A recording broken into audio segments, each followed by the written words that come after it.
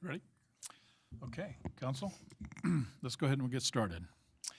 I want to welcome everybody out. Appreciate you joining us tonight. This is the Roy City Council, January 3rd, 2023. Time is now 5:30. I want to recognize that we do have Councilmember Wilson with us, Councilmember Jackson, Councilmember Sophie Paul, Councilmember Scadden, Councilmember Joe Paul, and we also have our youth council members, so we appreciate you all being with us tonight. We've asked Councilmember Sophie Paul if she'll lead us in a moment of silence and the Pledge of Allegiance. Sophie? Please join me in a moment of silence.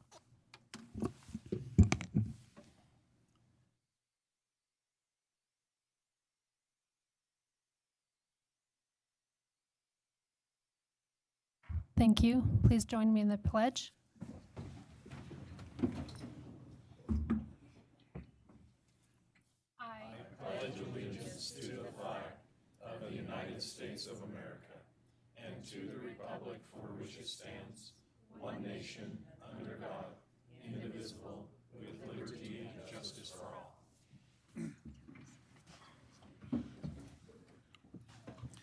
Thank you, Sophie.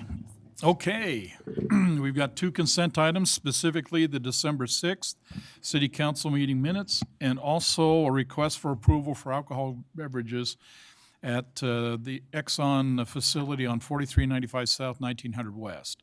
In reference to the alcohol beverage, Brody, do you want to add anything to that? Any comments on that? I can, Mayor, yeah. So this is a request that's gone through our normal process. Just kind of for some clarification, this is new owners at that gas station that are requesting this permit. So it is under new ownership, it's nothing to do with the, Not yet. Prev- They're working on that, but even since the new management has came over, we've had no issues with that location. Quite frankly, it's been fixed up, it looks great, and so we don't really see any problems, and there was nothing out of the ordinary in there in the what will be the new owner's application. Okay, thank you, Brody. Any comments, question, council? Okay, with that then, do I have a motion then to approve the consent items? Well, I do want to mention, at least with the minutes, we have some changes. Okay, with that. please make those. And she already has them. Okay, so Brittany, you do have some minor changes that took place in the minutes. Perfect, thank you. If you'll put in the motion to approve with the submitted changes, please. I need a Move. motion to approve. Move to accept consent items with the changes as mentioned. Okay, thank you, Diane. Do I have a second? I'll second it. Thank you, Ann. All in favor? Aye. Any opposed? Okay, thank you. This is a public comment period. If you have something you'd like to share with us, any topic, please step up to the mic. Just take a few seconds, give us your name, your address, and then share your thoughts. Hi, Kevin. Happy New Year, Kevin. Happy New Year to you all. I'm sorry, had a cold, so it's affected my throat. I'm Kevin Homer. I live at 5398 South, 4000 West here in Roy. I have some comments specifically about discussion item H1, has to do with Title VI. The first part is, one of the questions that's going to be brought up during that discussion is whether or not we should implement some subcommittees to help get information about this topic about parking on the streets. I really do like the idea of subcommittees. There were two forms that are suggested, one with 3 council members in a workshop forum that would have a public comment portion. The other is to have 2 council members and some citizens that would actually not have public access. I understand why there's a difference. I understand that we have state laws that say when we have 2 city council members, they can have some discussion about that. Now, I have worked on subcommittees for other municipalities. One of them that I worked on was Syracuse City. We had 8 to 10 members on that committee, and it was a public forum, and we invited people to come have discussions and give us feedback. Myself, except for the need of the city to discuss sensitive business matters or personnel matters where you have to go into closed session, I understand that. State law allows for that. Right. Myself, I don't like meetings where there is no public access or public feedback available. Good things do not happen in the dark, my opinion. So if we have some committees that are set up here, again, I support those within the city. I think we should be using them more. I think there is some support for that, but not where there is no public feedback or public access. Also, with the discussion on Title VI is changing the definition of vehicles. So for on-street parking, we want to change just for motorized vehicles to having all kinds of trailers that are included in that definition of vehicles. I think that's probably a good thing to do, but be very, very careful, because all of a sudden, every vehicle that is parked on the streets, not just trailers, not just utility trailers or recreational vehicles, we change that definition, all of a sudden, everybody in the city is going to be under the same restriction for parking, including their cars. Part of the proposal is, if you're not actively loading and unloading a vehicle every 10 minutes, you could be classified as a nuisance, and under the proposed Title VI changes, you could have your car towed just because it's out there overnight. We need to be very careful, I think. Is that 3 minutes? Oh, dang. The third point we'll get to later. I appreciate your time. Okay, thank you, Kevin. Anybody else like to share a thought? Any? Okay. Thank you. Thank you, Kevin, for your input. We're going to go out of the public comment period. We do have a presentation. We're going to try to get the presentation up on the board if at all possible so you can see it. Council, I just wanted to share with you, as well as the public, a couple of things that are going to be taking place with this presentation that I've been asked to basically provide. And so what I like to do is, before it goes to the Wasatch Regional Council, I think on the 19th, and the WACOG meeting specifically on Monday, I figure the Roy City ought to also see it. So let me, if I can, just walk you through this as we do these charts. You should have a copy in your packet. If not, please bring it up. And it's hard from this angle to see this, but if you do have it, let's just walk through it. I want to share this with you and answer any questions I can answer. Okay. Let's go to the next chart.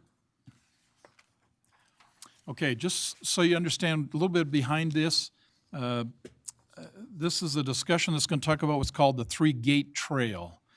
The purpose of this particular presentation was more at the beginning, the preliminary discussions and planning to develop an active transportation corridor, and that's just a whole lot of words that simply says it's going to be a trail, on the old Union Pacific, the Union Pacific Rail line that runs literally right along the west side of Hill Air Force Base. That's the best way I can tell you how to define it. And it's along the old Bamberger rail line. If you were around at the time, there used to be a rail line that ran from Ogden to Salt Lake, and that's the old rail line. This proposed development is referred to, and we're kind of calling it the Three-Gate Trail. We're not sure exactly what the ultimate name will be, but it's certainly going to move in that direction. I will tell you right up front, we don't have all the answers. This is really new, but it's kind of exciting if you happen to be into the trail business or like to use trails. So we're going to walk through this a little bit and hopefully get some questions and answers to you. Next chart, if you would. These are the principal players that are involved. You can see we got quite a mix, a few cities, definitely the counties, UTA, obviously, UDOT, MITA, just a variety of organizations that are fundamentally engaged in this process. I just want to let you know that these are the principal players. There's certainly not, there are more players involved with this, but these are the ones that are going to have a lot of impact as it relates to this particular trail. Next chart. To kind of give you a visual of what this looks like, again, it painted the picture of where the cities are, but that red line you're looking at is a 6.5-mile line, and it is the old Bamberger Trail line that runs literally, as I just depicted right there, right in front of Hill Air Force Base. It's a big one. It's 6.5 miles, and it has some interesting opportunities we're going to discuss here as we walk through this discussion. But you can kind of see, based on where the trail is relative to the other parts of the cities. Next chart. Now, just a little background on this. This particular trail, this old line, for a better word, was used for a number of purposes in recent memory, and those things have simply changed. One of them is that the Air Force used to move their, what they call the Stage 1 of the Peacekeeper intercontinental ballistic missile. That's the white box in there. Sitting in that box is about 127,000 pounds of rocket motor. That's how it has to be shipped. And to get it across the country to the launch facilities, they're on the West Coast, East Coast. There's a launch facility in Alaska.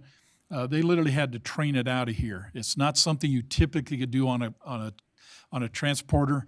There is a Type 2 transporter that goes with that. You can see a small piece of that there. It had about 56 tires on it to carry the weight. Maybe good to move it around Hillfield, but certainly not something you would see moving down through I-15 or I-80, moving out of the base. The base stored those rocket motors at Hill Air Force Base for years and years. A START II treaty basically eliminated that program, and that program was gone. And now what you got left is you got the rocket motors. The other part is the Army actually had a rail service, a locomotive rail service right there, and they repaired locomotives. Based on some decisions recently, particularly in the defense bill, that locomotive facility was moved, and I think it went to Anniston Army Depot. Didn't it go to OKC, Oklahoma? It went to Oklahoma, didn't it? It went south. I thought it was, but that's a good question. We could probably look it up. But the important part is it's gone. And so was the requirement for that missiles gone. Those boosters have been moved off there. Hence the purpose and the reason Hill Air Force Base is pulling up its tracks. Well, if they're pulling up their tracks, now you got this vacant, unused rail, and it's now unused. And so there needs to be some future with that. And that's really the kind of the history behind it. Next chart. And what's driving this is what's about to happen is already happening. I will indicate to you, Roy City has been beneficial by a legislative action that basically is going to replace and modernize the 5600 I-15 interchange. That is currently underway. And with that will be a widening of 5600. That's another conversation to have, but just recognize there's a major development happening at the 5600 and the I-15. And if you go south there, as soon as UDOT gets done with that one in Roy, they're going to put a new interchange at the I-1800 North in Davis County, just right there at Sunset. And it's a new interchange. And included in that is going to be a new gate. Just to give you a heads up, it's coming. We're working, obviously, to help facilitate that process. Hey, Needless Mayor? to say, I have a question on that. Is the plan still to move the freeway to the east over that rail reconditioning? that's exactly. In fact, the next chart, Joe Paul, that's exactly. If you look at the next chart, you can kind of see it right there. There's the Aerospace Museum, pretty common. The Roy Innovation Center, you can kind of see that. This is kind of modernization. They're going to move the Roy Gate. They call it the North Gate, but we call it the Roy Gate. It's going to be moved a little bit further south. That's already in planned. And if you kind of look right there in the middle, the proposed relocation of I-15, the new interchange is going to push the interchange to the east, right over the top of this railroad, right over the top of it. As a consequence to that decision, UDOT had no choice but to contact Union Pacific and say, we need to buy that land because we're going to put an interstate right over the top of it. UP said, well, you certainly can buy the land, but it's all or nothing. You can't just buy that little piece that you need for the interchange. You got to buy the 6.5 miles of rail line. So UDOT is in a no-win situation. They have to purchase the entire Union Pacific rail line. And in doing so, now you've got this rail line. And oh, by the way, Union Pacific's going to pull that track out because that track is good. That's good metal. Bottom line is going to be is you have this corridor, and now the question is what to do with it. And we're thinking, and a whole lot of other people are thinking, let's make an active transportation trail to allows people to walk and bike up along that trail. And that's about to happen. It'll take a few years to mature, but that's what this discussion is talking about. Next chart. So let me share with you just briefly the connections to what's going to take place. Next chart. If you kind of look at this, you can see where the trail is, but it's also there's other trails that are already in play. And with those trails in play, it's going to allow, when we put this together, it's going to allow us now an opportunity then to connect with other existing trails and give people who really like to get out and walk and ride bikes and do other things to really have a lot of mobility around this area. The real unique piece of this is that it's going to allow the individuals to literally walk or ride a bike from home and get into work at Hill Air Force Base. And that's kind of a unique opportunity rather than basically have to drive every day. And so we're seeing some opportunities unfolding. You can certainly see where the trails that are already existing, certainly the Weber River Parkway Trail, those link up to the Ogden Trail to the north. There's also a trail up there that the West Haven has a trail system up there. And then we have the Clearfield Canal Trail that's actually to the south. And the game plan is to try to link this new trail into all of those, including the Denver Rio Grande Trail, which runs directly through Roy, on its way through Clinton, all the way down. Technically, you can take that trail to Provo Canyon. That is an interesting and probably one of the longest trails, I think, west of Mississippi, that you can ride a bike if you choose to want to ride a bike for 120 miles. So anyway, interesting connection. That's what we're working for. Chart. This was a proposal that Ogden put in 2013. They would like to consider maybe hooking another trail up that leads that would naturally allow us to lead from the existing parkway trails up there over to Roy's Front Runner Station. And interesting enough, right there at the Western Rail Trail that already exists, that would be a nice connection if we can see about how we can get that trail developed and put in play. But just to let you know, there's some looking at that as well. Next chart. Now, obviously, when you start to look at the trail system, we would certainly want to see this trail link, if possible, into Clearfield. It goes all the way into Layton.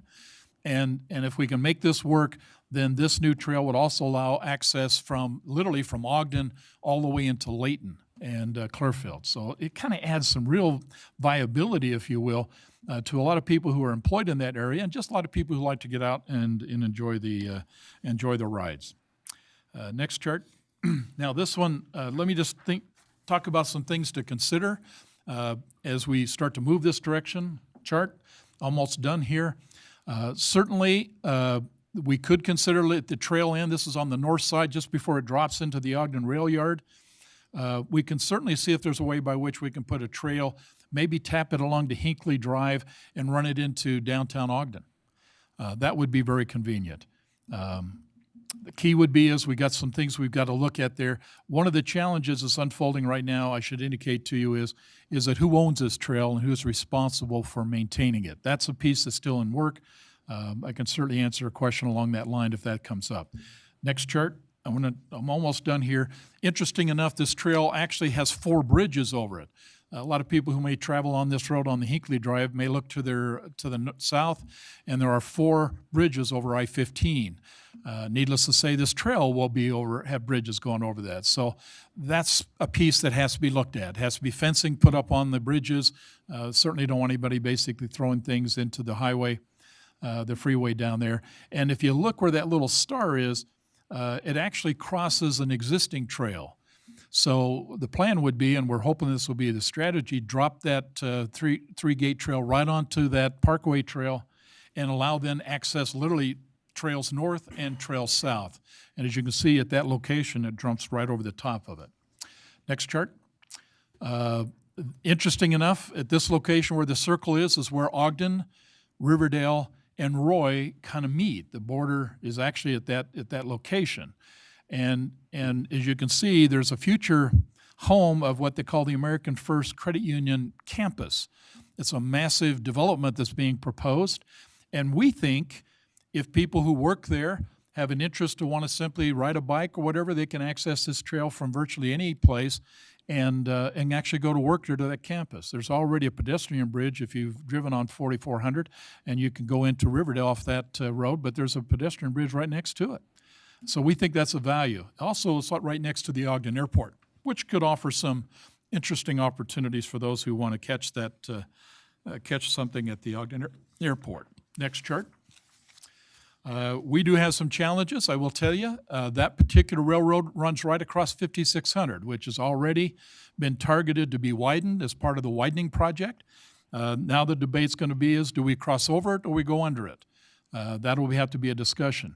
And by the way, the plan is on 5600 is that we're going to put access to the trail, a literally trail that will run all the way down 5600 to the Denver Rio Grande Western Trail. So And on this will that be, one, they're going over 5,600. and that one will go over, well, let me back up. That particular one will go up and it will go over the railroad, okay, as it goes up over there and drop down. And then as Joe suggested, the Denver Rio Grande Trail will actually have a bridge. If you go by there right now on the south side, you will see them. It's already under construction. The plan is to put a bridge. They've been pounding pylons in there. Yeah, to go over the top of 5600 when it's widened, to allow then access on the Denver Rio Grande Trail. So that's an issue, and there's also a need, obviously, of some parking at that location. Next chart. This is a unique capability of this trail, is the fact that it goes under I-15. The plan is to keep that there, keep it open, and then allow the bike riders then to literally be safe as they travel then across I-15 under it, to get access then to everything on the west side of Hill Air Force Base, both the museum as well as the Roy Innovation Center, as well as the Roy Gate, and further south you'll see they'll be able to get into the Falcon Hill operation down there. I should indicate to you is what's interesting about that. Prior to the pandemic, the attendance to the museum is about 320,000 people a year. That's an awful lot of people that visit that museum, which is kind of exciting. But this certainly will give some opportunity for those that simply says, I want to mess with the parking. I'm just going to ride my bike or I'm going to walk over. And this will certainly give them access to those things, as well as the Roy Innovation Center, which we're seeing now upwards to 4,000 new employees that will be located at that location. Next chart. Okay, we're almost there. This will be the south end as it moves into Sunset and Clearfield. There's talk right now that maybe put a trail line that'll run off the new 1800 widening that will take place. And literally then, with the new interchange that will be put up there, allow people in the Clinton and Sunset area to have access also to this trail, as well as as they do now, the Denver Rio Grande Trail that's down below to the west of it. And then, of course, the trail ends at the location I just mentioned down there. I know that's a fast way of putting through it. Didn't want to take a lot of your time. This is kind of exciting because this is an opportunity that doesn't come very often, and to be able to put in the people who like to ride bikes and do their walking and jogging, I will indicate to you is this trail will be a nice convenience to that. With that, next chart, and then I'll answer any questions you might have. Hearing none?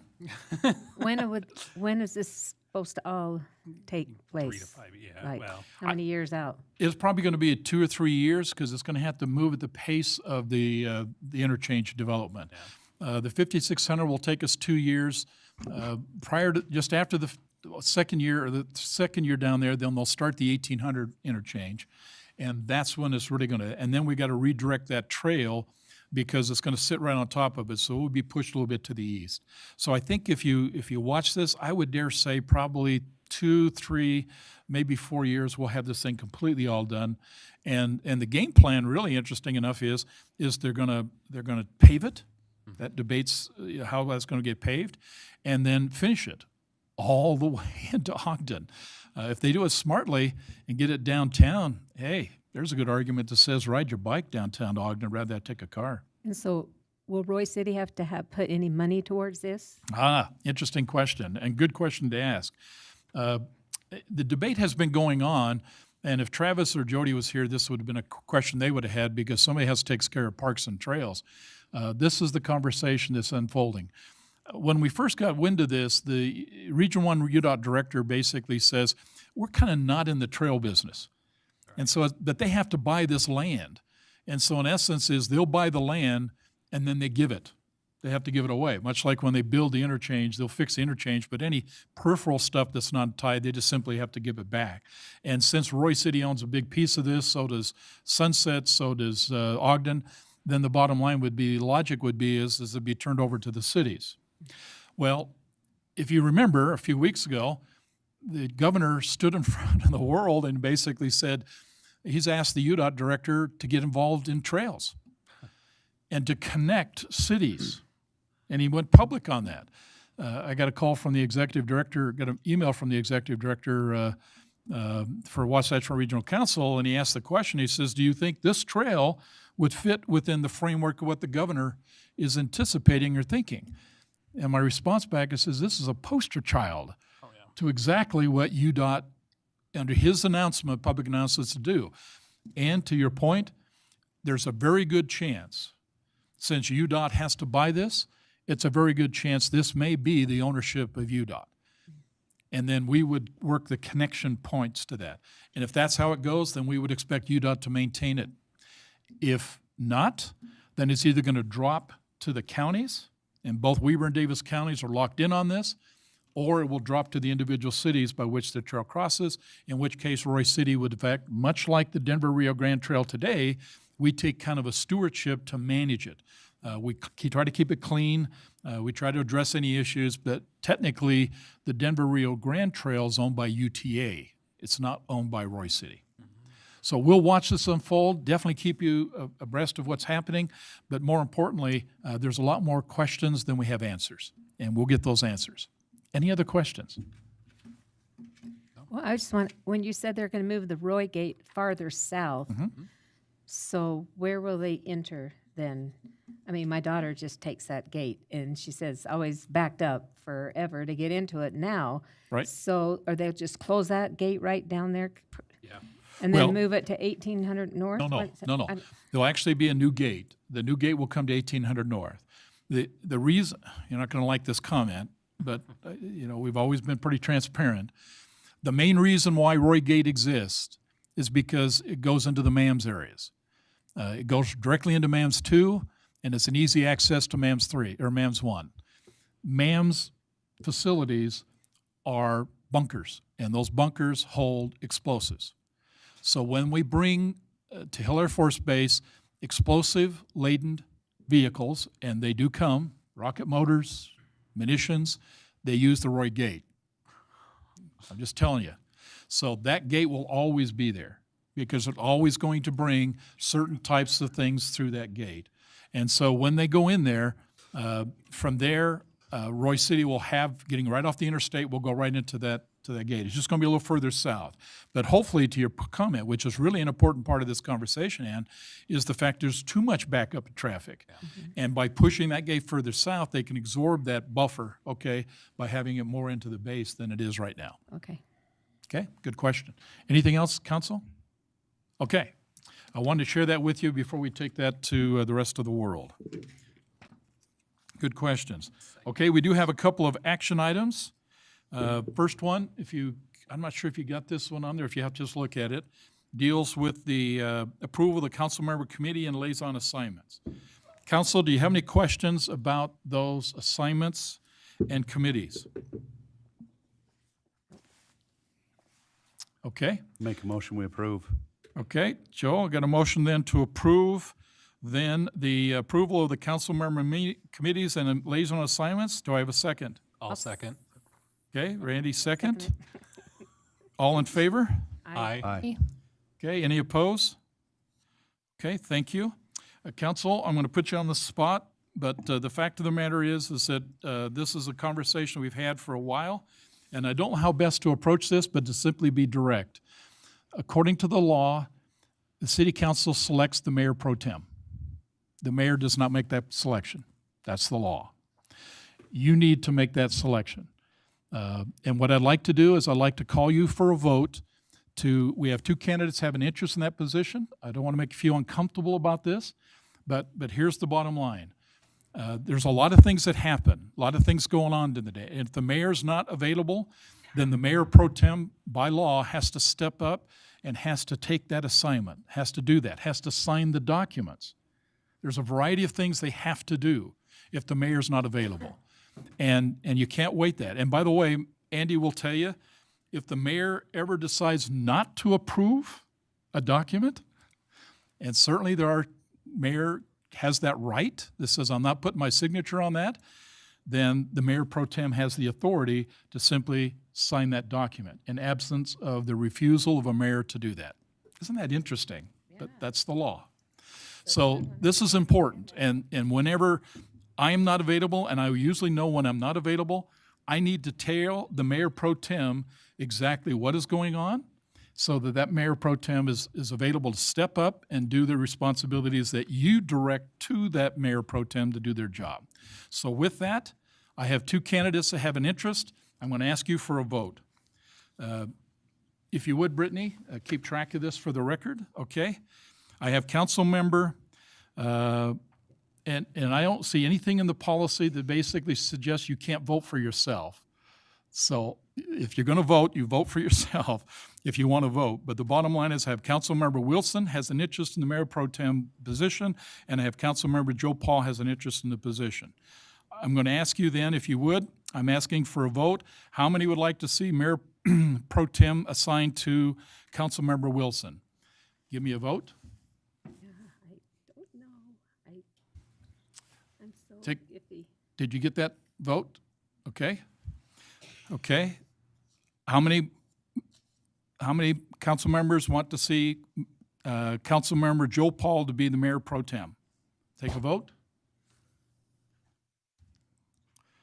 Okay. The vote is counted. Okay.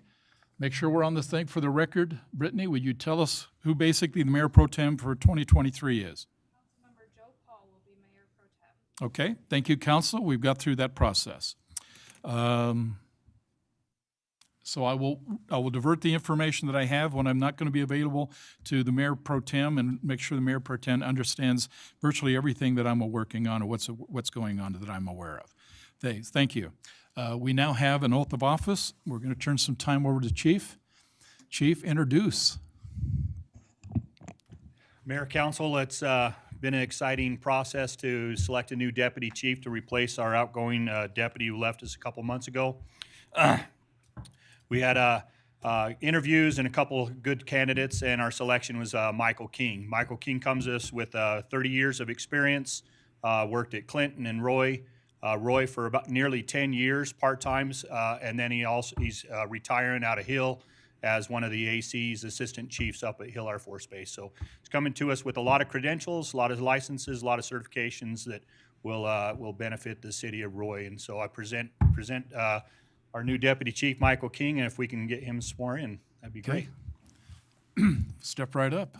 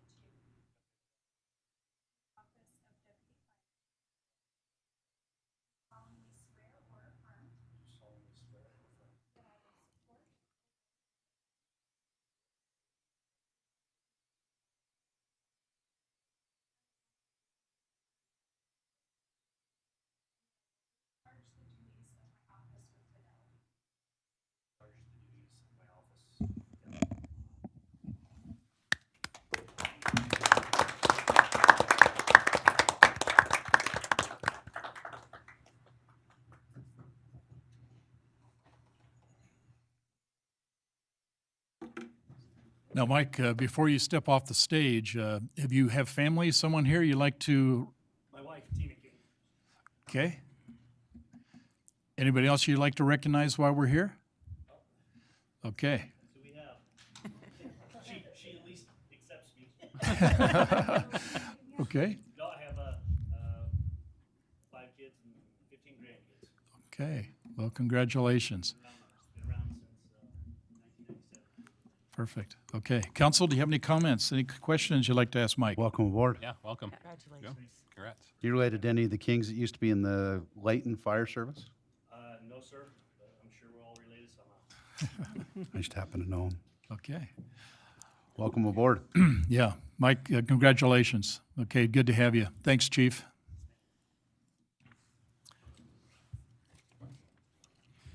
Now, that's a good question. Before you get into the next one, let me just ask this question.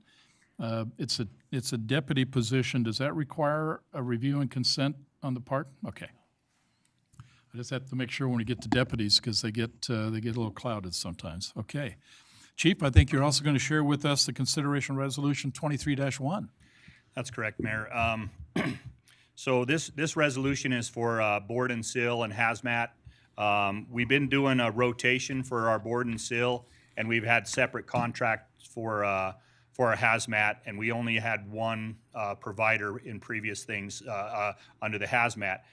This agreement is tying us to Ogden City's agreement that already has all these providers, so we don't have to enter into individual. Every city doesn't have to enter into this, and Weber 911 will maintain this list of providers. Anybody that does board up or restoration companies and or hazmat companies. They'll provide that list, and then we just have to say, send us the next board up company to the scenes. And this is typically for a fire, hazmat, any type of cleanup or restoration that needs to be done. We don't leave a home exposed after a situation like that when it can't be occupied. And they'll come in and take care of that until a company can either do a restoration, a full restoration of the home or business or whatever's need to be done. So one other thing that actually is included in this is this also has the two providers, board and seal companies that will provide the same service to the police department, so they don't have to deal with that cost. That actually, those companies will actually, all you do is say, send me the next one on the rotation, and they'll provide that service. So this includes the police department for that service as well. Okay. So with your approval, I'd like to your approval to resolution 23-1, please. Okay, council, any comments, questions about this resolution? Make a motion, we approve. Okay, I now have a motion to approve Resolution 20-1, a resolution approving the interlocal agreement for board and seal hazard hazmat services. Joe, thank you. Do I have a second? I'll second it. Thank you, Ann. This is a roll call vote. Brittany? Councilmember Jackson, Aye. Councilmember Scadden, Aye. Councilmember Sophie Paul, Aye. Councilmember Wilson, Aye. Councilmember Joe Paul. Aye. Okay, motion carries. Thank you. Thanks, Chief. Okay, we have a consideration resolution 23-2. This is a resolution approving agreement between Roy City Corporation and Leon Paulson Construction for the 2023 waterline replacement project. Matt, I believe you're talking this one?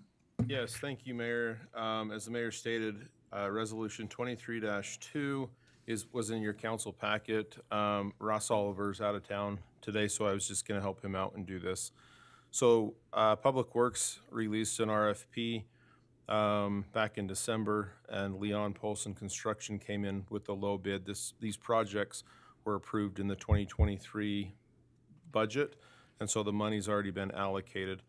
We actually allocated $1,090,000 for this. The bid came in at $893,000, so it came in at roughly $200,000 under budget, so that's very good. This is going to be over 4,200 feet of water lines throughout the city, so they'll replace the water lines and then replace the road after them, so good deal for us. Okay. Council, any comments? Any questions? So how many feet did you say it's going to be? Just over 4,200 feet.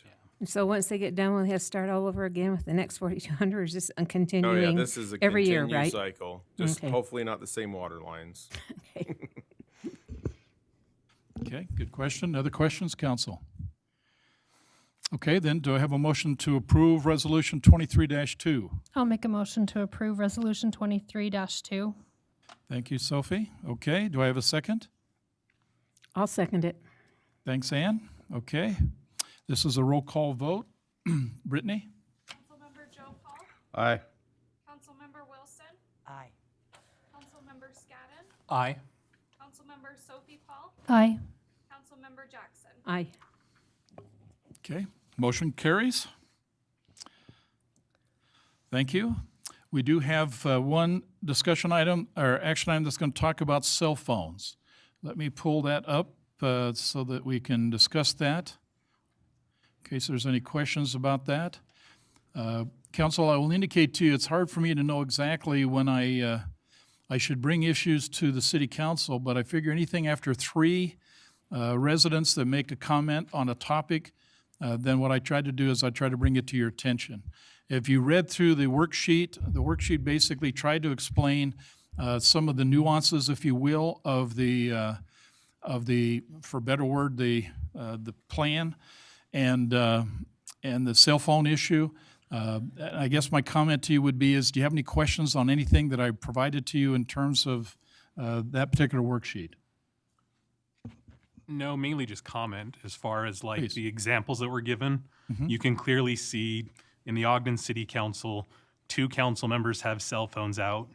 Provo City, you can see at least 1, and then somebody else has another type of tablet. And then the Clearfield City Council chamber looks like minors, who I wouldn't propose would probably have cell phones at any type of meeting or would be in any type of public meeting. I try every meeting I make it a point not to take out a cell phone because it does, potentially cloud or make it look as if we're not paying attention. But, and I guess from a discussion items perspective, from a legal perspective, is there anything that would make it so we couldn't have cell phones out like on the counter or like visible, or I guess what? Well, I asked a question about cell phones, iPads. I mean, 3 of us are on iPads, you're on a computer, Mayor. Where do you draw the line? delineate? Yeah. And I think this one, since it's just more information and there's really no direction here, the intent of this is simply bring awareness to the fact is that when the public sees us right now, I suspect there's a number of them on YouTube. They see us, if we're down there, looks what appears to be doing something, cell phone, answering emails, whatever. They can't make a distinction of what's taking place, so they wonder if, in fact, we're about doing their business during this public meeting. And is the council being distracted as a result of that? What they don't know, and you're the only one that knows, because to be honest with you, I don't monitor that. The council's all adults. You make your own decision. But the fact of the matter is, much like I'm looking at right now, I see a few of us we're reading the minutes. We're reading this packet as we walk through the briefings and the information. I think, for a better word, maybe we just need to this is an awareness that simply says you're being watched. Could we have Andy just maybe address the legality of it and what some of those risks would be to have them out and about? Can you hear me okay? Yeah. So any communications between 2 council members would be a violation of the Open and Right. Public Meetings Act, okay? It's not a good idea to be talking to a third party, though, too. So if you've got a member of the public, Twitter, whatever, that's not fair to the rest of the people who, it's supposed to be public. Plus, that conversation that you're having with that other person who's out there, that's not part of the public record, whereas if someone is here, they get up and they ask questions of the council. That's part of the public record. Exactly. Also, anything that you may communicate regarding this meeting could be grandma requested. That's okay? right. So that's something that I think you need to take into consideration. I don't think there's a problem with having your cell phones here and having them on silent, okay? We do that. We all have families. There might be people who are wondering, hey, when are we going to be home? How long is this going on? And so there is a concern there that could make it difficult for council members to have that kind of communication. So I don't see that being a problem to have your cell phone here and, put it on silent so it doesn't ring. Sometimes we all forget to do that and it'll start ringing, but you can put it on silent. So that's where I am with that. So could I clarify for emergencies, for example, people that might be on call in the medical field or in another field or something like that, that would still be something that's Right, because- allowed, and then Yes, you could see on your phone if it's an emergency. And then, for an emergency? yes, Uh-huh. yes. Yeah. And then, And then you okay. could make, hey, you know what, I have an emergency. I need to. Uh-huh. I think part of it comes down to self-regulating, because just as I've done in several meetings, somebody will bring up something, an address. I'll go to Google Earth and I'll Google the address, or get a feel on we're that. talking about a business or something. So I'm not only using it to read minutes, agendas, I'll do some research when we're talking about a topic. Well, and again, the public won't know that. And so there's an element of trust, and I think we just have to say that we're doing what we have to do to make sure that we give our full attention to the issues. Now, I should indicate to you, and Randy pointed this out, you've probably seen some pictures in that document. What's interesting about that, and Matt and I had this conversation earlier, is that a lot of cities are putting screens in front of the council.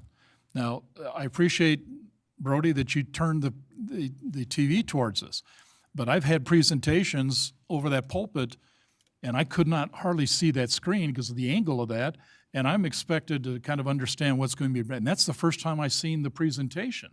And so what other councils have done is they've literally said, and in this case, the city has issued some of you some iPads. They have put screens up there, so every time something gets presented to the public, you're seeing it. And you need to see it because you're going to make a decision based on that. Now, there's some issues with that. And Matt, would you like to share what you and I talked about? Yeah, so we've looked in the past of getting screens up. There's about a $30,000 upgrade to the system to put the screens up there. Also the wiring. So that is why we issued the iPads. We can maybe look at running the meeting a little differently if we wanted to put the presentations on Zoom, so you could have them on your iPad. That's a possibility. Just like the mayor's presentation today, though, it was in the packet that you could just go scroll through the packet and you could have it there. It would be about $10,000 just to mirror the image on a computer screen. You wouldn't have any user of that. It would just be a screen in front of you if you wanted to do something like that. So I couldn't scroll through the agenda or do No. anything else. It's just basically a TV monitor. Yeah, basically, the system that runs the council would all have to be upgraded, so it could come to a heavy cost to do something like that. Which, If will we ever do. update this room, And I could that's see another doing part it of the then. discussion that the mayor and I had today. Right. That's one of the reasons why we haven't elected to put new screens in and stuff, because there's always that, what if we re-update the entire chambers? Because that's always something like building maintenance has wanted to do over the years. Yeah. And I think, I just want you to be thinking about that because I think at some point in time, this facility really needs to be upgraded. And if the logic suggests is that's the time to consider putting in the monitors so you get to see everything that's up there, then certainly that would be part of that upgrade. But just recognize that if you're using laptops or whatever, perfect. Just know that in a lot of other city councils, chambers, they've already modernized. And they have that right in front of you. So it's not like you have to bring your own laptop or you have to bring your own stuff. You'll see everything that's going to be presented right in front of you. So to clarify, if we are going to use our iPads for presentation, we would have to do it through the Zoom function Like you'd have to look through. Yeah. for that particular presentation. Yeah, We would Thanks. have to administer it through Zoom, which is also has its hiccups. yeah. Okay, are you okay with that? My comment would be just be cautious. Okay, just be aware that people do watch, and interesting enough, a lot of people find value in watching this meeting, which is important. Okay, we do have some other discussion items. Let's walk through those. This is the proposed change to Roy City Ordinance Title VI, specifically the motor vehicle and traffic. In the worksheet I sent you, it really was just about this. I watched twice the meeting from the last meeting. It's number H1 on the packet. I will indicate to you is that you got some good conversation taking place. The question was not that we're not going to do something. We'll do that. The question I want to make sure, council, that we can walk into this is, do you want to have a workshop which allows 3 or more of the council members to be engaged in this conversation? Because I sense you had some interaction that was there. Or do you want to simply keep it as a committee, which means we'll take, and according to the meeting, Joe, Paul, you and Diane both had an interest of being part of that committee. And then therefore, we will set this committee meeting in motion to look at some options in terms of how to work this. I think Kevin's point was well taken. The committee does not require public, it doesn't restrict you from having public, but it doesn't require to have public. You can pull the key players together, hold a meeting, and simply report back in a public meeting to the council your recommendations. If it is a workshop, workshops are always public. And the people have, and typically my position would be is in a public meeting, I certainly invite the public to have voice in that conversation. So what's your thoughts? It's really just what would you like to do, and we'll move forward. I So I'm believe good that, either way. Yeah. yeah. in the workshop, we would be able to bring in citizens, residents Yeah. Let's bring them in. versus You could in a committee meeting too, couldn't you? versus the You committee. can. It's just that the committee has that choice. Do I want to bring in 3 of them? Do I want to bring 5 of them? Just I make heard it some s- great testimony over this pulpit last time, and you had some really good ones who had a position. You can say, hey, I got their names, we got their addresses. Let's reach out to them and see if they'd be interested to be up on the committee. I would think that the residents should be a part of this committee. It can be. Gives them something, yeah. I It don't just- know what, It's just the committee has to make that decision. but if you do a workshop, then you can't have all of us, If I have a workshop, all of you can be there. okay. The committee can only have 2 of you. Workshop has everybody. I think the more opportunity for public input, because it will impact our citizens very distinctly. Yeah. And we don't have to have a decision at a workshop. It's discussion and the That's right. decision. I mean, I think going back to like what Officer Curl actually proposed and having a follow-up conversation, the issue was there was some ambiguity with how it was written because it didn't account for trailers specifically.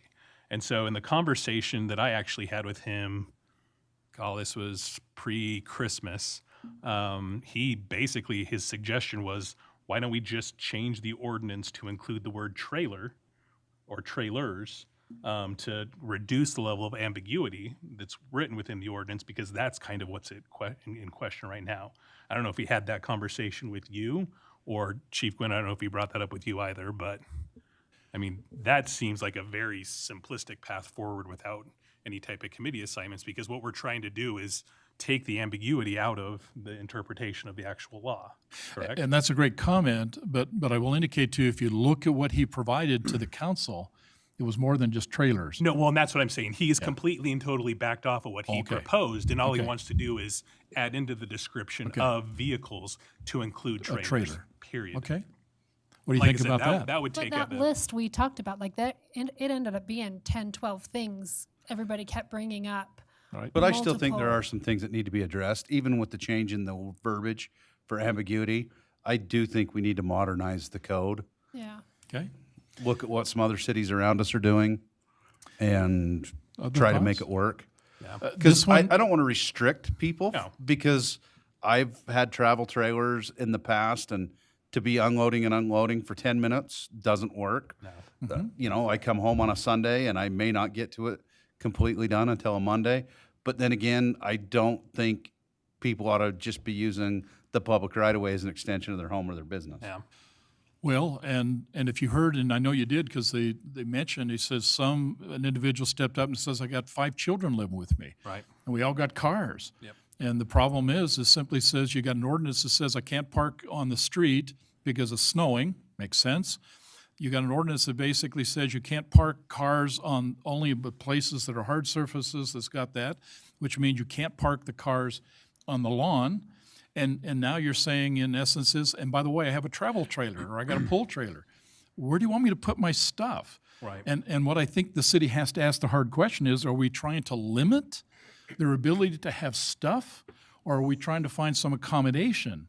And by the way, what I sent you into my comments to you in this worksheet was the fact is that most of what we're talking about is a Title VI, which you handle, Correct. but you dip into Title 10. Yeah, we have And to you, go planning then you commission. got to run that portion back through the Planning Commission, and they have to come back to a recommendation.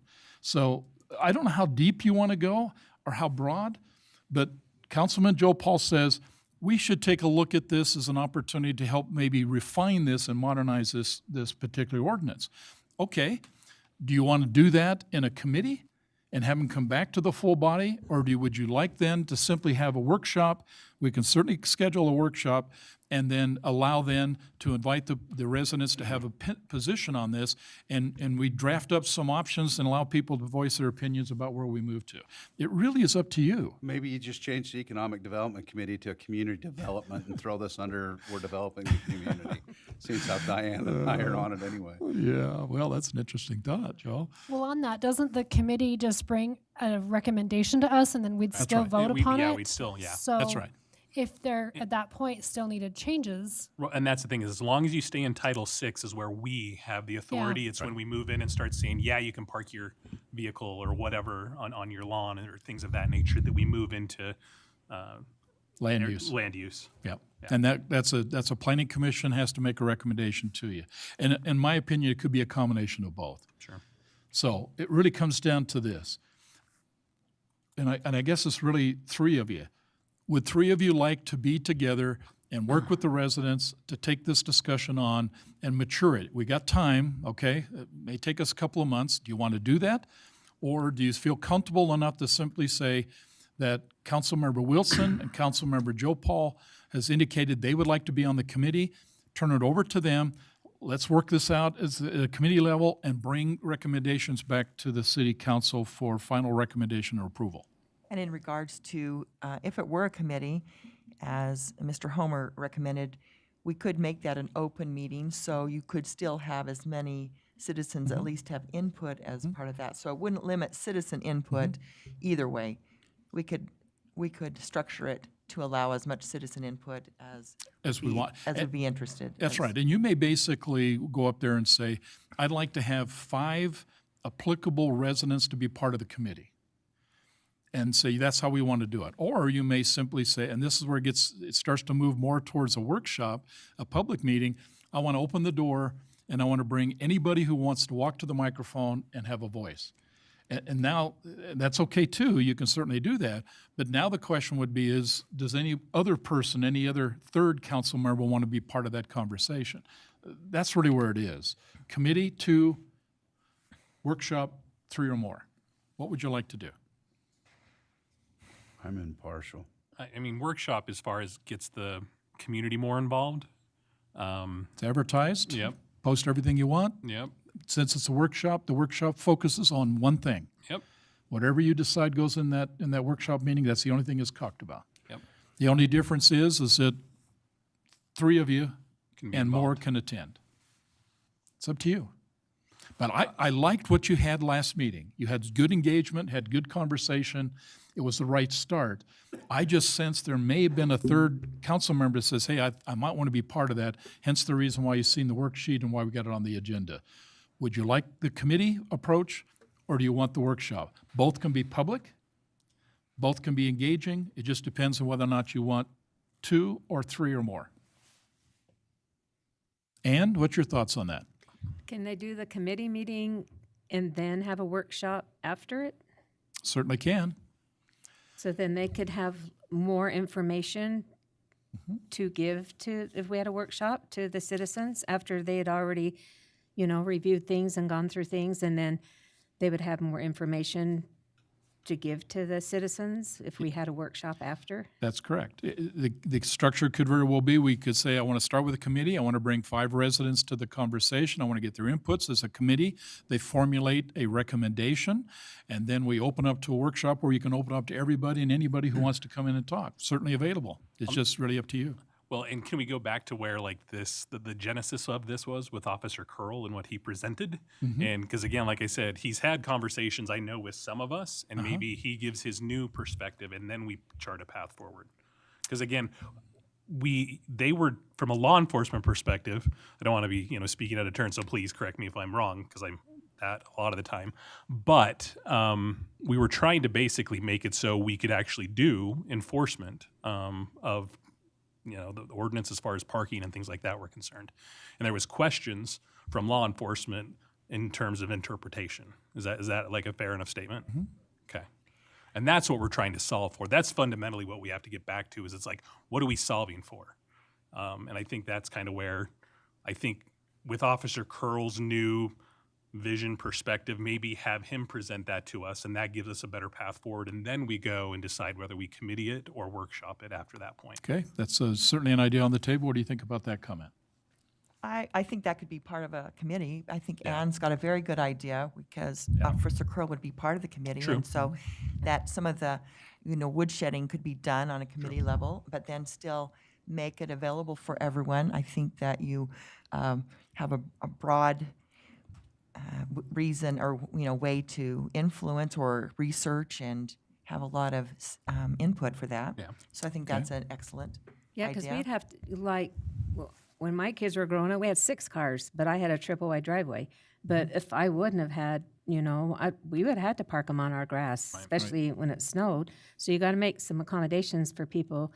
Maybe just during the winter months or when it snows, they're allowed to park them. If they get approval ahead of time and say, hey, Well, and that's the thing is because as far as, and it's interesting that we've just recently had snow, because in years past it's only happened handful of times. And because again, the snow ordinance says you have to remove your vehicle, 24 hours prior to, a snowfall so plows can make it through. After the plows go through, you can go back and park on the street once the plow has cleared your street. So again, there's that's I guess where from a committee and workshop perspective, we can suss that all out and try to figure out a path forward. So, because if you talk about taking and parking a vehicle on your lawn, again, that goes back into land use, which opens up a completely and totally different can of worms. Right. but So that's where we have to thread most of the the needle. lawns nowadays aren't lawns anyway, so Well, and that goes back to with how it's. How, I think how- we're out of the drought, though. Yeah. Hopefully. Bring back the grass. yeah, Yeah. to Okay. replant the grass. Well, here's what I've got in front of us. Council, I'm sensing you'd like to maybe consider a combination. Start off with the committee, okay?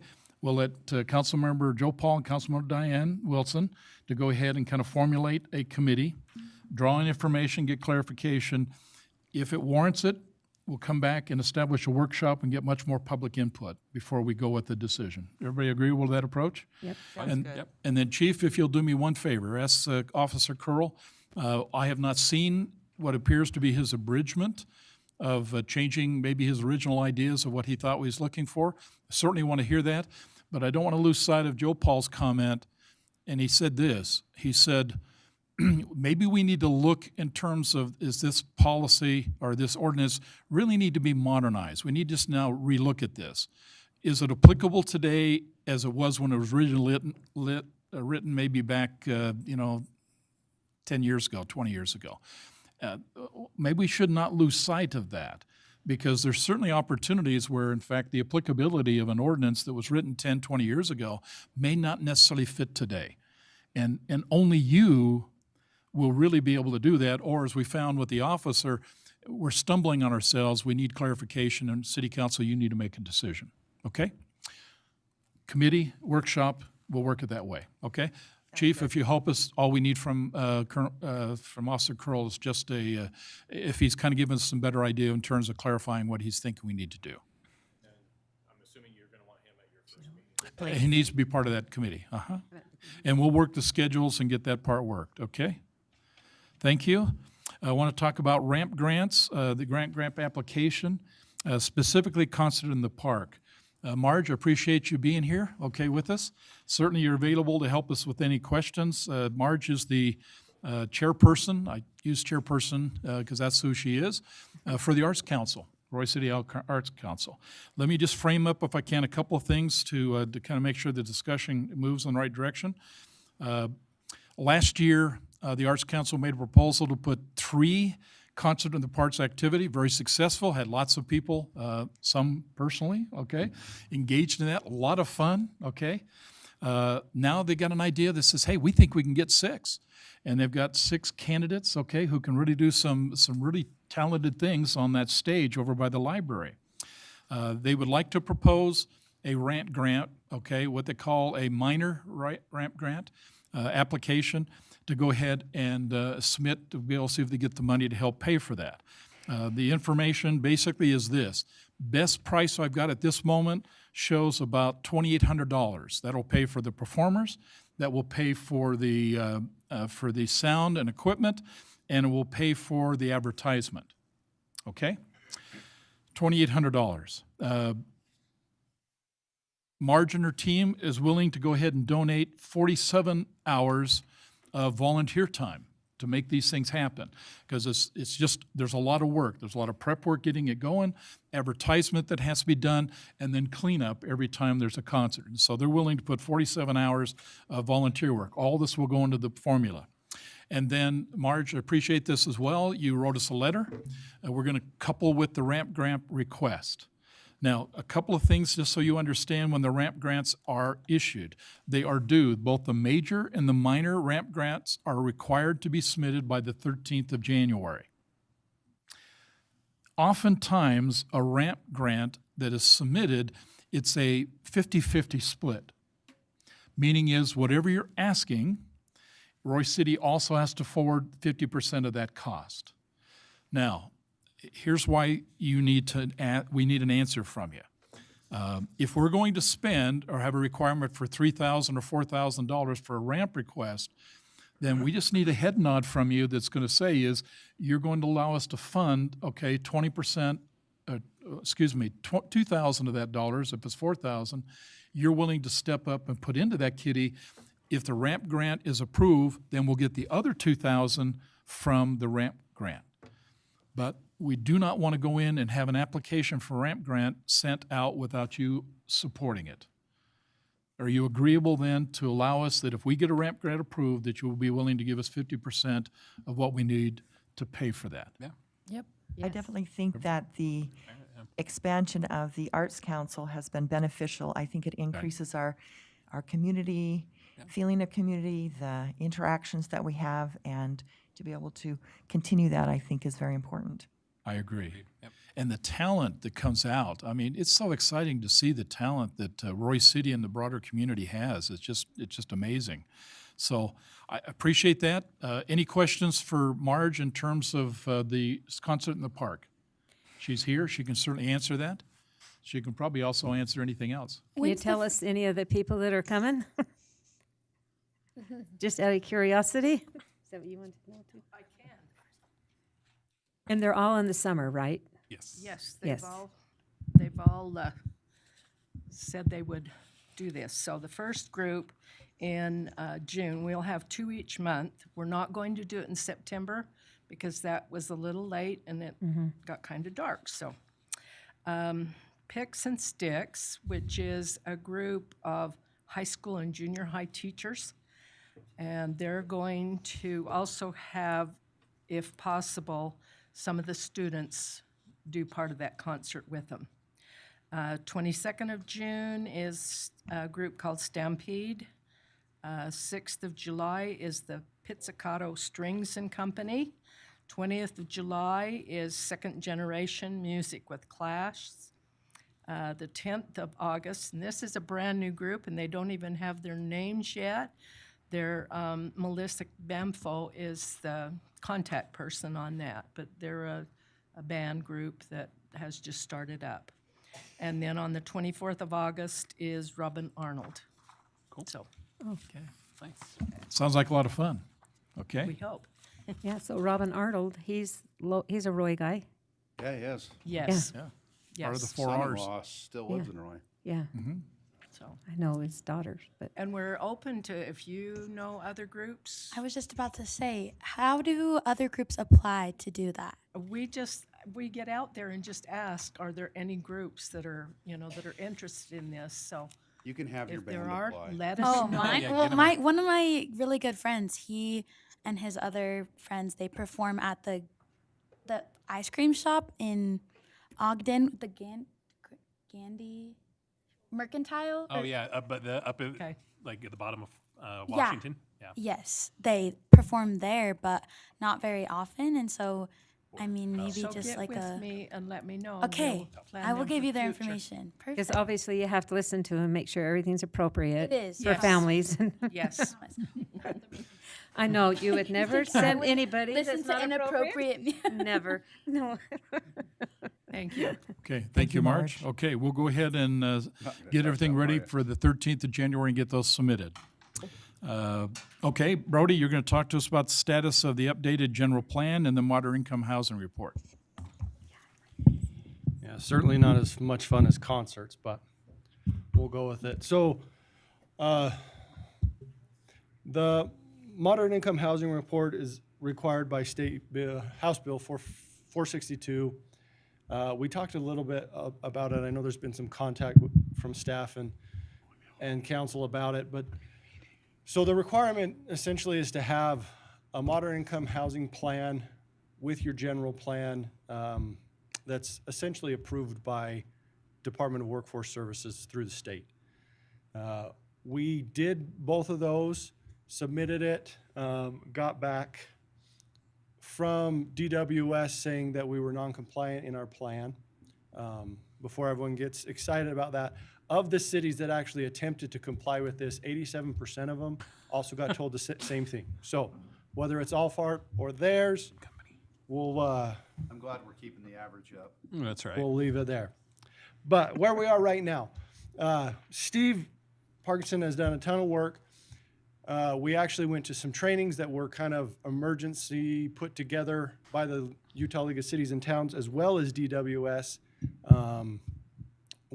Steve and I actually met on a Zoom call with the DWS to talk about what the issues were. And quite frankly, a lot of it just came down to some wording. If anyone wants to ask me after the meeting about my true feelings about it, you can feel free to ask me. But ultimately, the general plan is completed. That it will be presented to you guys with the changes that were talked about, I guess, last fall. That will be presented with what we hope to be our new moderate income housing plan as part of our general plan. That will all be submitted to you guys. It has gone to the Planning Commission. They have approved the new language and gave a few suggestions on some things, one of which actually helped us get through the different criteria that DWS has. So that will be presented to you. I will be very surprised if it's not given to you on the 17th. So you would have the new general plan as well as the new moderate income housing plan that right now has, quite frankly, what we'll call a pre-approval from DWS, the way we've structured it now. You guys can look at that. If we need to make any changes, we would still have essentially a month to do that. Actually, maybe not a month, but we'd still have enough time. We'd have 3 weeks or so if you guys wanted to make changes to the moderate income housing plan. Nothing changed as far as what our goals were, what we already talked about for a long time in creating this plan.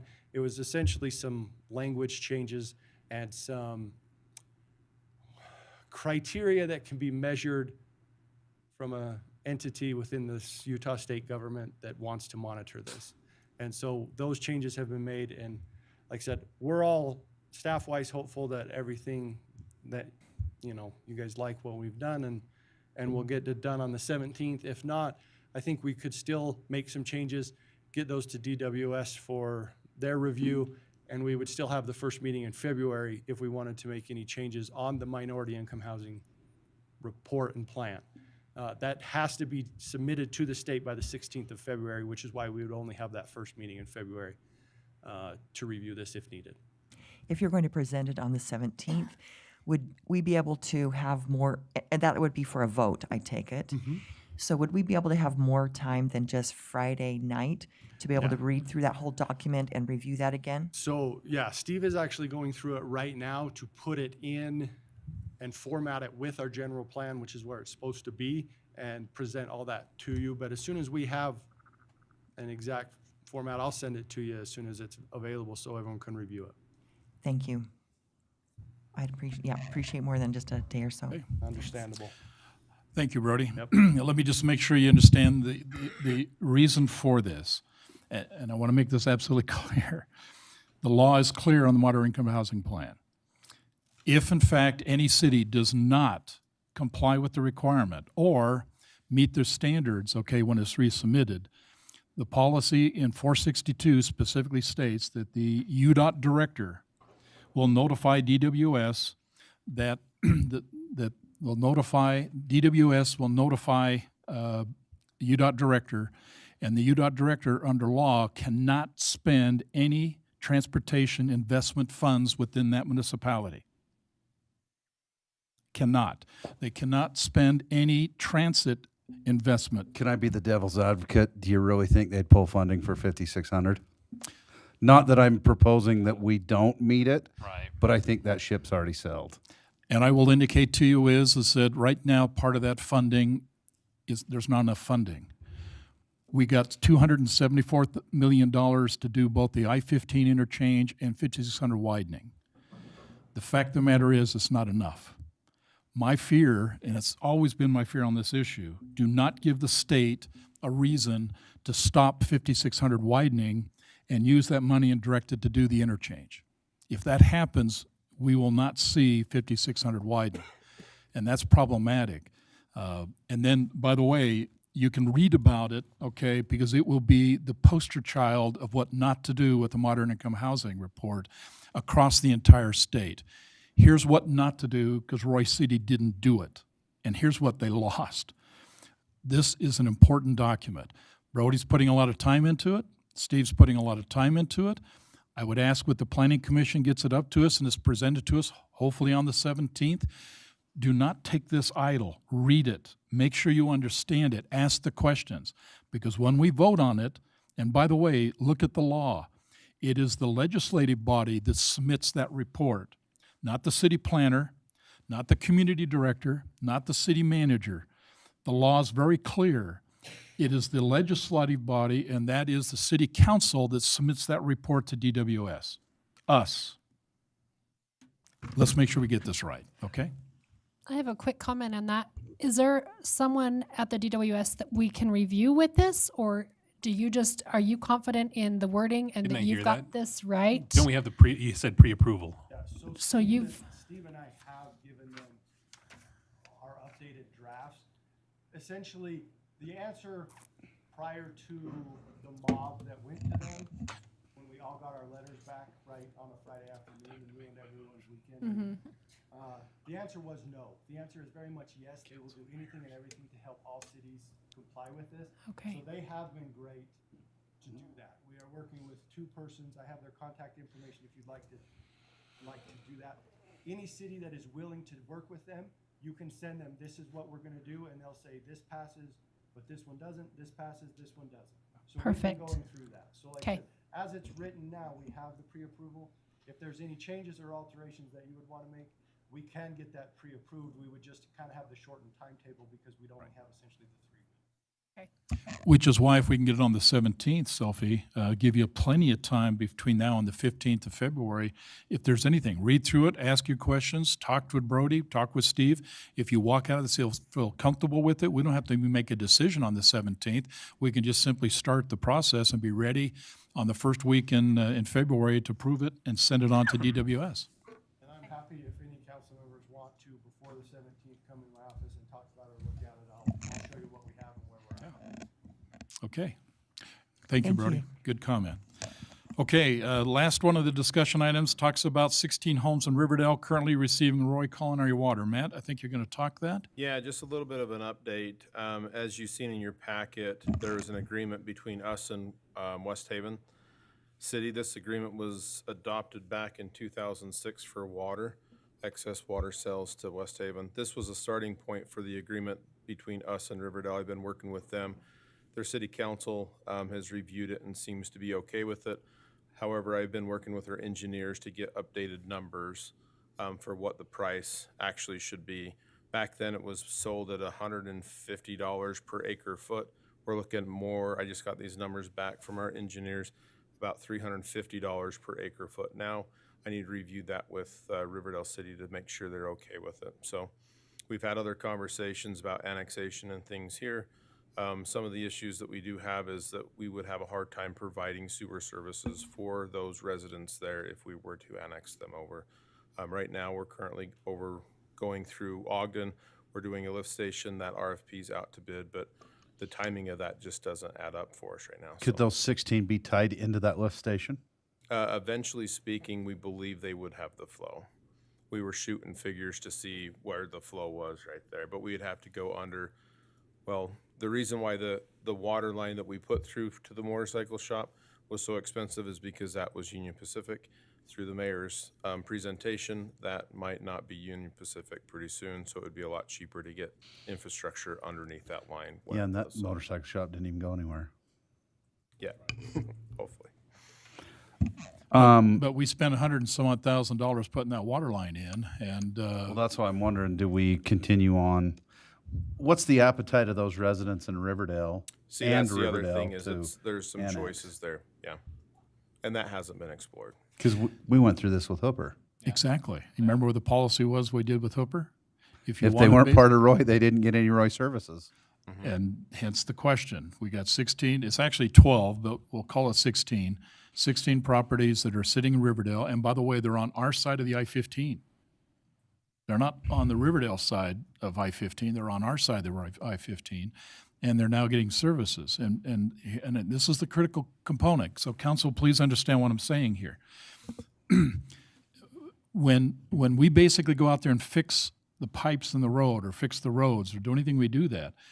Part of the reasons why we're able to do that is because there's a property tax component to that we take some money out of the property tax and use our resources to go ahead and fix it. So they get a reduced cost of water. But we do get enough money in terms of property tax to go out and do the replacements, the fixes, what we need to do that. There's also some funding that we get for road funds that helps to do that. This group of people do not pay property tax in Roy City. Let me repeat that. They do not. But Roy City is still under the hook to go ahead and provide the service, provide the water. When we have done this before, the policy had been, unwritten or otherwise, that anybody who's connected to Roy Services who is not within Roy, where you're a Roy resident paying for it, then the price of that service was twice of whatever it was for the residents. And the intent was to try to get some margin of monies available to put in the coffers, because when Public Works has to go in there and fix those pipes, there'll be money, some money in it to pay for that. That's the premise. That was not what happened here.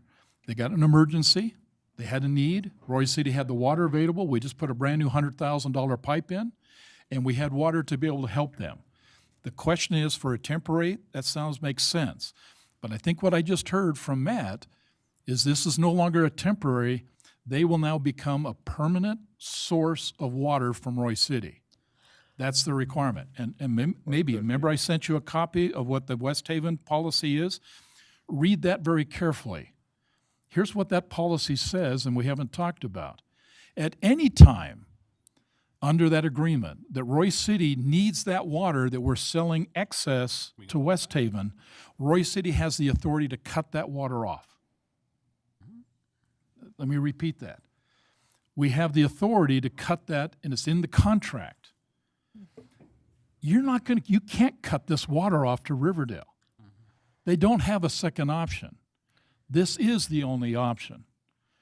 And so, however this agreement might be tailored or whatever, is maybe not going to be exactly the same as we have for West Haven. And it certainly is not going to put those people in a position by way of property tax to help compensate for our public works people to keep and maintain that water line. Sounds like welcome to Roy. I know, can we annex, or is this even a Yes. conversation of them annexing in to Roy? It's a border adjustment. If would both be a city borderline councils adjustment, agree, yeah. you can in fact, you can do that, and then they'll become Roy. And if they become Roy residents, then bottom line would be their property is property taxed into Roy, and the monies we get in property tax will help us to maintain that infrastructure. Matt's point was, there's a sewer component to this that has to be Because also we- woven into that conversation. Yeah, as a city, we provide that service as well, so it'd be the same argument of us providing them water and then Riverdale providing the sewer, because the sewer right now is going underneath the freeway, and that line is still there. Right. And that line's fine, it's just the water line that's, Correct. Sprung a leak, yeah. So if we said no, So if we said no, and they were unwilling to annex, they would have to provide them services underneath the freeway, and it could be $1 million to $2 million to get a service through there. Okay, so is that that's it? Riverdale's cost. But that's Riverdale's right, cost. right. So why would we not go that route first and annex in? Well, because versus- that's what we're saying. Do we force their hand and say, we're not going to provide you services unless you annex in? because Riverdale, you're going to be on the hook for a $2 million capital expenditure to serve these 12 citizens. these 12 residences. And then we've already got the infrastructure in place because we did it already, and our hard cost was only $100,000. The concern, though, is it's the component of splitting out water and sewer, right? Because they would have two bills coming from two different entities, Right. and we prefer to consolidate down. And we're taking, and I only know about the lift station because you're gonna have to pump my neighborhood's poop uphill. Right. So I'm familiar with it. And we would basically just tie them into that once we had that project up and going as well. So it's like, if we're gonna do it, we need to see what the appetite is to annex them in and over and across. Who starts that conversation, Matt? Do it at the same time we do the. What's that? Who starts the that conversation annex of annex? conversation, I yeah. mean, just to see where it goes. I can do that. I've already had the conversation with him. Actually, when this initially happened, I said this is a potential that could come up. So it's just those So few we've been- homes yeah. right over down. Yeah, so you go down, 4,400 and then back up over there. 4,800. Yep. Yeah, And 48 and over then that and then little it's that weird railroad little thing there. jog. And I'd so be right, curious what the sewer would cost at the same time we put the lift pump in. so the lift station, we could be a year, 2 years out on that, Right. possibly. I would hope not, but we'll see where the RFP goes. But right now, Ogden City is not going to allow us to add any more sewer there, nor do we know if we have the flow there, or do we have the line going over there. So there's a lot of capital improvements that would need to take place to do that. Let's just say it's $100,000. You're adding $100,000 to the expense of Roy City for the 12 citizens. How long is that $100,000 going to be paid back in property tax? Right. So if we're doing it for economical purposes, I don't know if that's, It for doesn't economic purposes, pencil. I don't know if that's Yeah, going to that pencil. doesn't. So the cost that they have to pay now for their water is like double, Double what double. our rate is. But yeah. our water rate is, so are they making those 12 residents pay that? Yeah. Or is the city absorbing I that? haven't gone that far with them. I don't know where they're Yeah. at with that. The better question, do we even have an operating agreement with them or any type of? No, we don't. Yeah, This so- was an emergency. Yeah, so correct me if I'm wrong, they're getting services for, For the cost that, for the water. For So the- it's yeah. metered, yes. we are still metering. We are okay. metering it. But the to charge, charge but the charge But they're there's being just no charged is agreement. only what the Royce City residence is being charged. Correct. Because we And- don't and have an agreement with Because there's Riverdale. no agreement to Yeah. go move forward. Well, I know one of the residents that lives over there. She was the bookkeeper at Roy High for 30 years. I would hate her to be cut out without water. Can they meet with the Riverdale City and give them a timeline? We will help you for this long.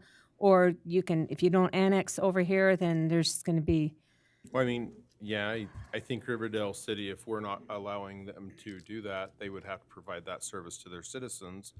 And so they would be putting up $1 million or $2 million potentially for those 12 citizens. Is the $350 the double price, or is that the That was current just- accurate price? That was from what the engineer said, that would be a fair price A for fair us, so market- that I fair could market double price, right. that. So then that would be If doubled. that's what we wanted because to do too, 350 because this is is pretty primary. This hasn't Yeah. been negotiated Right, with Riverdale. right. I was trying to get those costs back to make sure that agreement, because like the mayor said, right now we're in a boat of providing them the service because we don't want to see people going Right, without we're water just, either. we're a good neighbor. Yeah, we're doing the good And we're neighbor just thing. being a good neighbor. So there's that 30-day out that if we do agree to go into it, they would be in the same boat, you know, in 5 years when we say we're not going to provide you water, that they're going to have to pay that money to get that Right. water line. Right. And so we would be able to do a limited contract of either 1 year, If we 2, wanted to, yeah, 5 we could revoke years. it. Yeah, I mean, And this is totally up to us. I mean, we're the driver of this right now. And just so you understand, there are water sources that we provide, or we are getting in Roy City that actually come from Hooper. Correct. And our residents pay their water, okay, to Hooper. They pay that bill. And just recognize these relationships are there. The real premise to this one I just want you to walk away with is that there's no provisions under this agreement that the property tax that we just don't collect property tax from 12 of those residents, and that as part of that property tax is what our public works use to help sustain it, to maintain it. And so we don't get any of that. So as a minimum, I would suggest if the agreement is we're going to provide that, and everything I'm hearing, this is a long term, so it's not like a week or month, a year, this is going to be probably a lifetime, then we just simply make a condition, if you do this, that simply says, then whatever is the fair price for providing the water is compensated, so that when our public works have to go in and fix their pipes, fix the water sources, do the things we have to do as an agreement, that we're compensated for that. I don't want the rest of the Roy residents to have to carry that weight. Correct. They shouldn't have to carry that weight. This, Do you know on Hooper, do our Roy residents pay like double for Hooper water, or how does that work? Do you know? I've never got that deep into it. I don't believe so, no. Okay. How many, I can't remember, how many homes do we provide water for in West Haven? In West Haven, it by was what? like 500 acre feet that we provide them. So it's actually, it's not home specifically. System. Goes in their Yeah. district. It's just pressure in the system. Right. We're talking 12 residences, and don't we also have that commercial? Well, that's AR? ours right there. Oh, that is actually ours. And that's Okay. why we put the water over there in the first place. Gotcha. Right. Gotcha.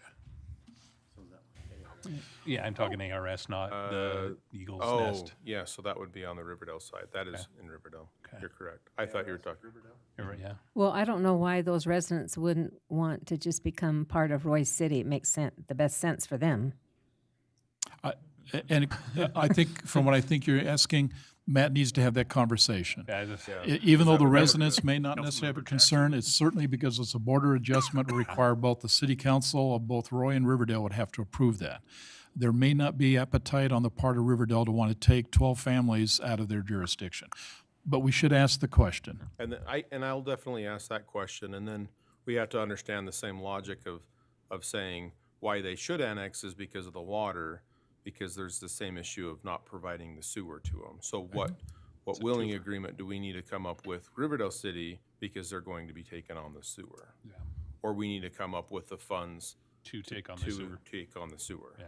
So you could do a cost-benefit ratio, to decide how that all fits in, whether it is even cost Effective. effective Yeah. or Yeah. possible. What's a reasonable Yeah. price, and do that. But I will tell you, because Roy has such a lot of water, which few people are aware of, our water is actually cheaper. I'm really quite surprised more cities don't simply says that if Ross was here, why don't you tap into the 4 deep wells that we have, get them pumping, and simply divert all of the water away from Weber Basin and drive it out of Roy City, because certainly Roy City has an incredible amount of capacity to provide water. Oftentimes, That's why the car wash is cheap water. oftentimes these problems come up because of logistics and not necessarily because of water supply. Yeah. I think the same is going for West Haven, is that they just didn't have the water lines in the area to provide the services Right. for they had plenty of water to do so. But again, just make it clear, and that's the reason why I sent you that information.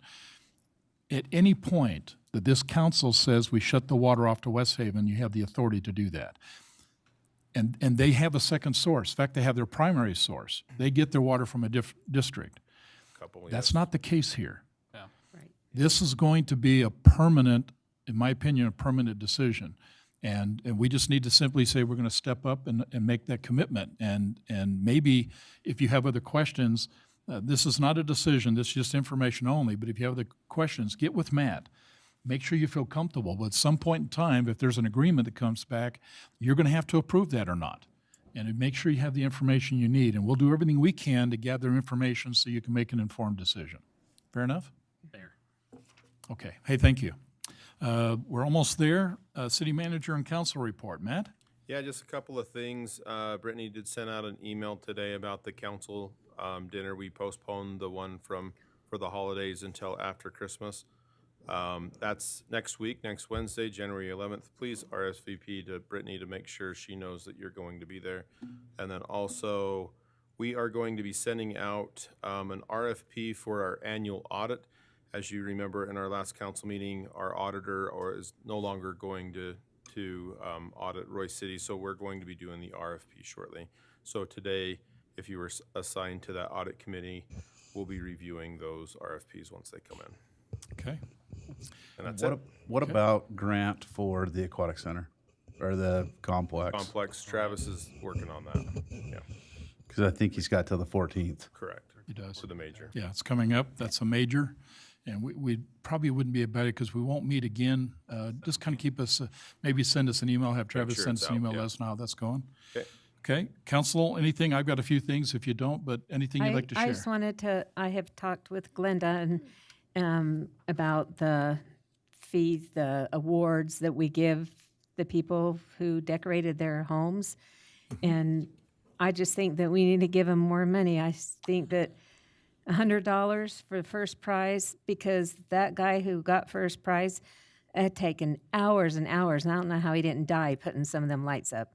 And I just think that $100 for first place, maybe $75 for second, and $50 for third. They go to so many hours, and they were so awesome.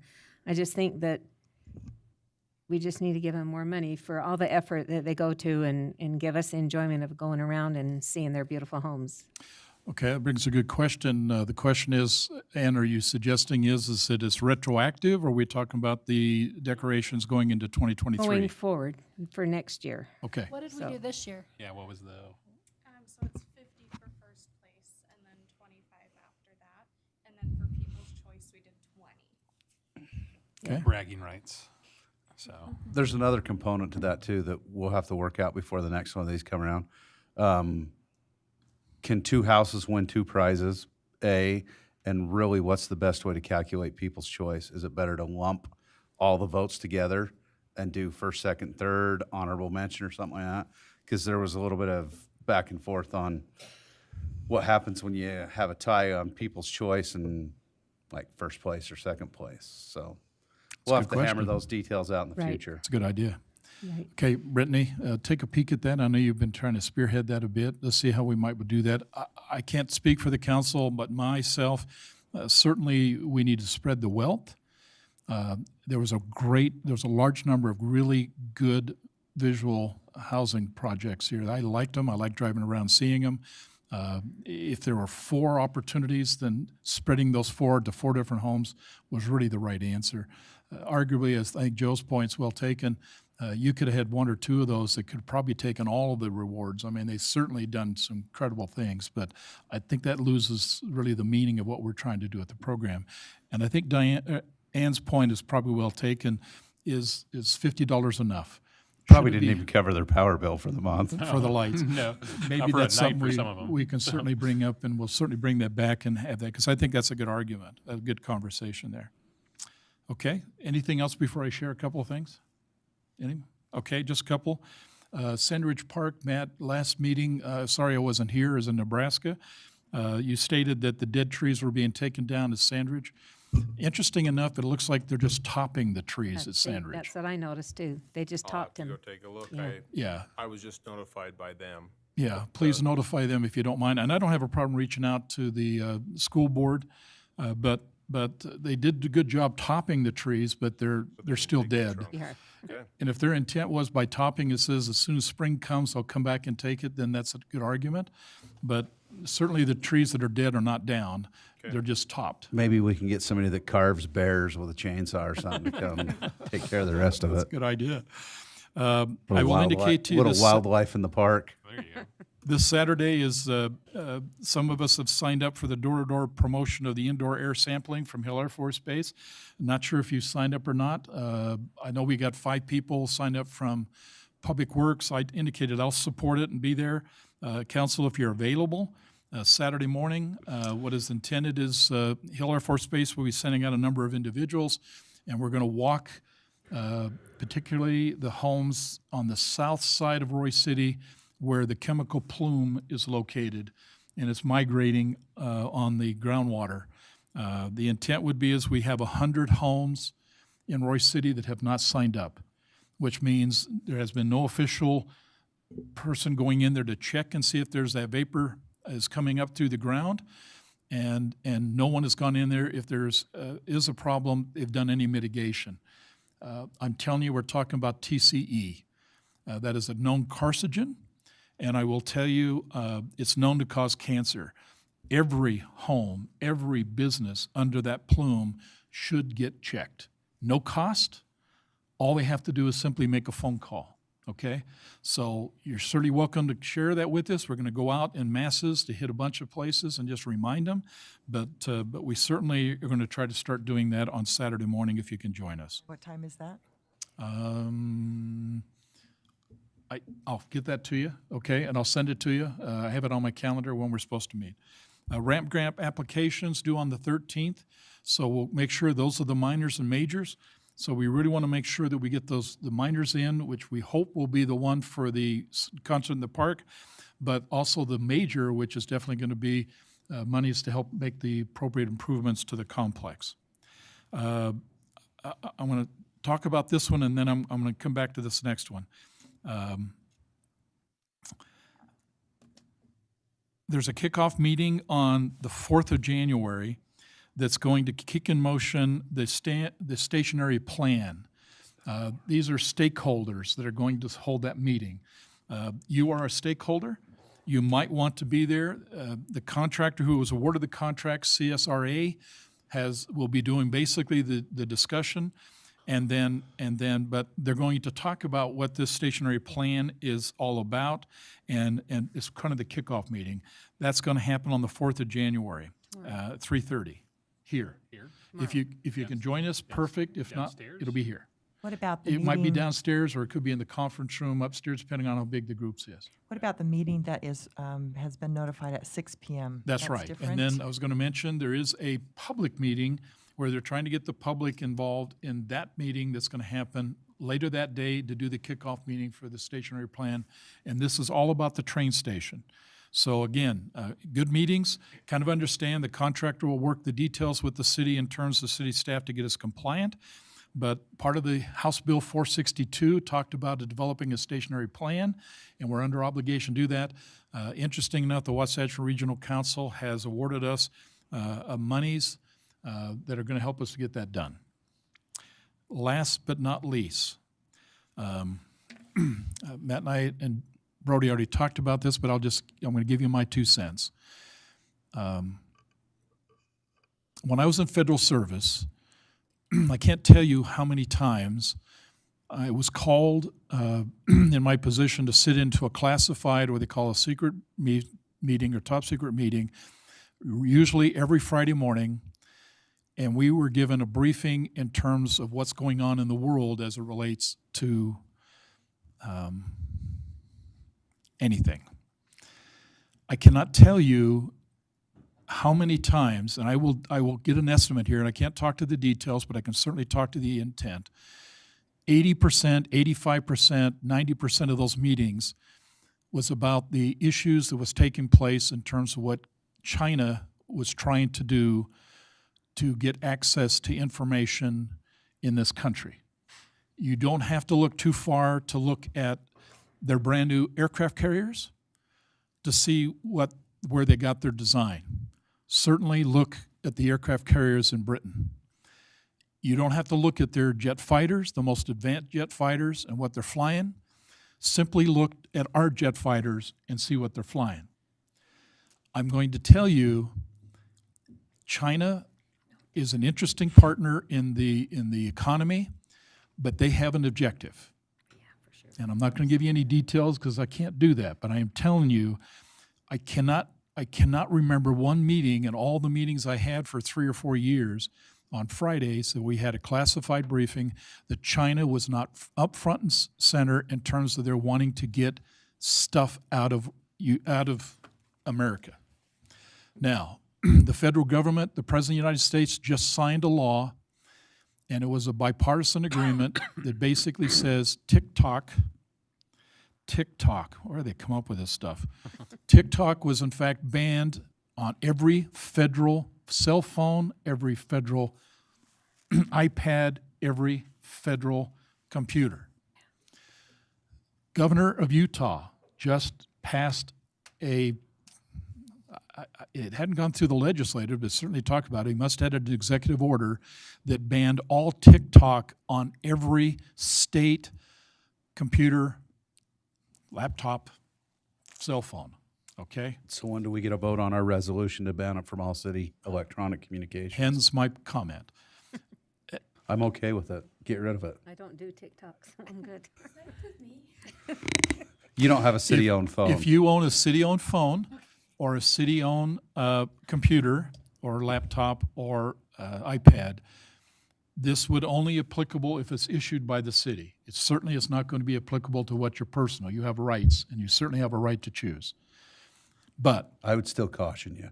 yeah, but I will tell you, I was like, it's on here right now. I'm reading it. I understand, I'm just saying is that. China's listening into our council meeting through your TikTok. Yeah. I'm just saying is that there's a reason why the federal government banned it, there's a reason why the state of Utah banned it, and there's a reason why it's on the agenda for you to consider it.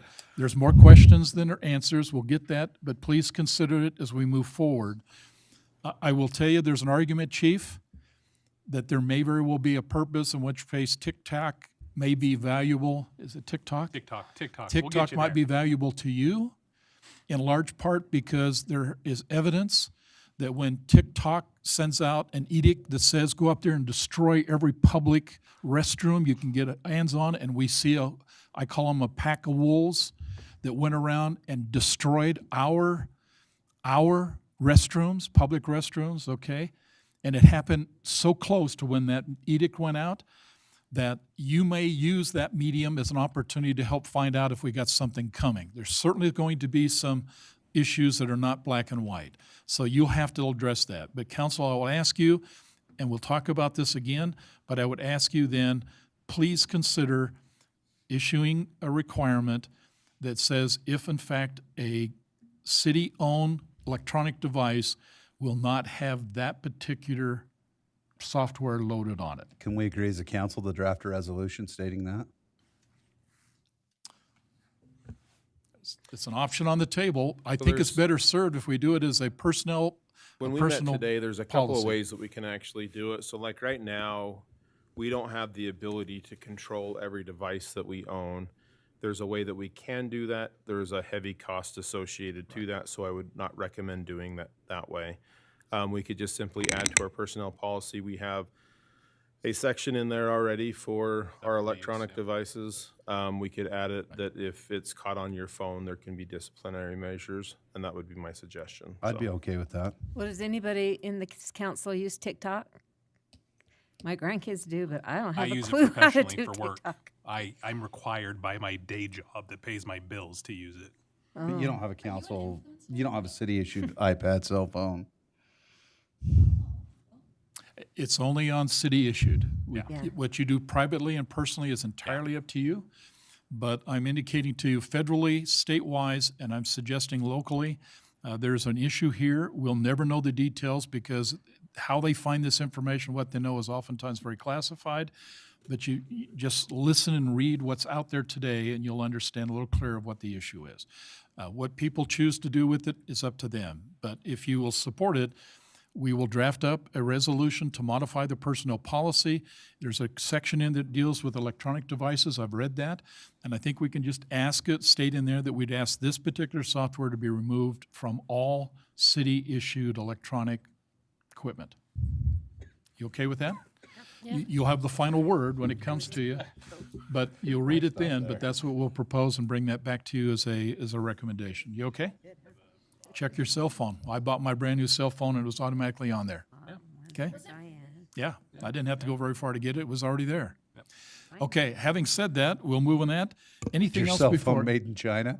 That's probably why it was there. Usually. Tell me which one isn't. iPad, iPhones, all those are all made in China. Most of them may be assembled in the United States, but certainly a lot of that ingredients is built overseas. Okay? Okay, not hearing anything, then do I have a motion then to adjourn? So moved. That was Joe? Okay, That's I know you always like Joe. to do that. Okay. It's Do my I have a favorite second? motion of the There you evening. And I heard a I'm letting second. in. All in favor? Aye. Aye. Any opposed? Hey, thank you. Have a great day. Thanks for joining us tonight. Hey, thank you. Yeah. I called it. This was a stretch. Tic-tac-toe. It's okay.